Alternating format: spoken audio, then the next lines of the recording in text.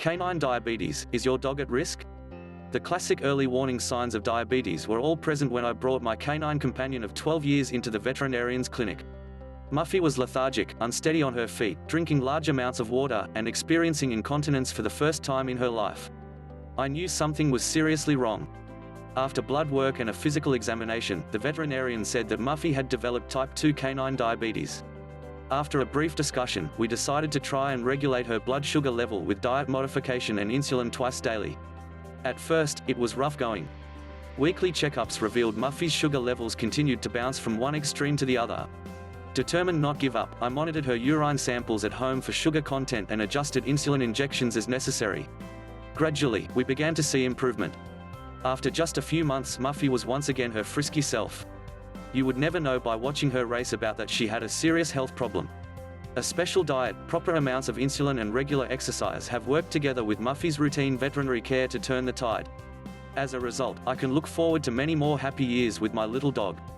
Wyoming veterinarian Mary Flitner, who recently moved her practice to New Mexico, received her DVM degree at Colorado State University and an award for excellence in large animal surgery in 1997. Flitner states that diabetes in dogs and cats is more common than most people realize. According to Flitner, a pet's chance of developing diabetes will increase with age. This is especially true in overweight, less active dogs. Besides weight and age, diet is another significant factor. Dogs given table scraps without discrimination are particularly at risk.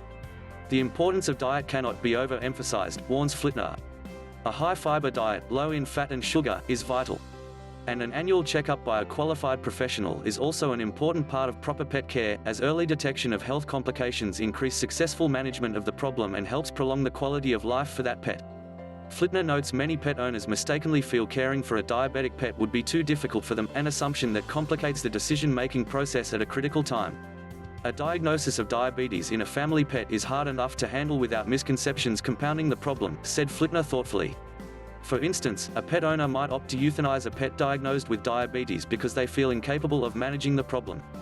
However, with proper instruction and guidance, that same pet owner could gain the confidence necessary to properly follow the care plan developed by the veterinarian and enjoy many more quality years together with their pet. People need to know by regulating their pet's diabetes, that pet can still live to their full potential, said Flitner, acknowledging most caregivers consider their pet an important part of the family and struggle to make right healthcare decisions for them. Flitner notes grocery store quality pet foods are not good choices for diabetic pets because of added fillers and sugars used to improve the taste. Some grocery store brands of cat food actually have trace elements of antifreeze in them, because cats are attracted to it. These type foods often have a high content of sodium, which is also unhealthy for the pet.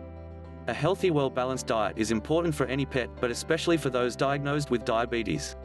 Early warning signs that might indicate diabetes in your pet include an unusually high consumption of water, increase in appetite, incontinence, lethargy, extreme changes in eyes, i.e. cataracts, lack of coordination, and vomiting. Caregivers who note such changes in their dog should promptly call a qualified professional, because examination by a veterinarian is important and necessary for proper diagnosis.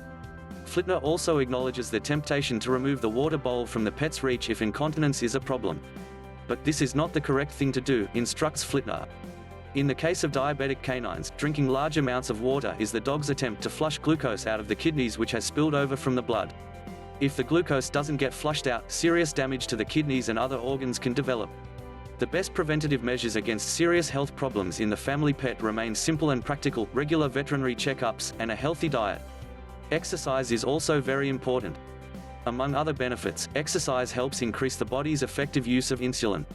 For more canine health information on a special dog food formulated specifically for diabetic dogs, or other dog products, visit the http://www.savvy-dog-lovers.com Savvy Dog Lover website.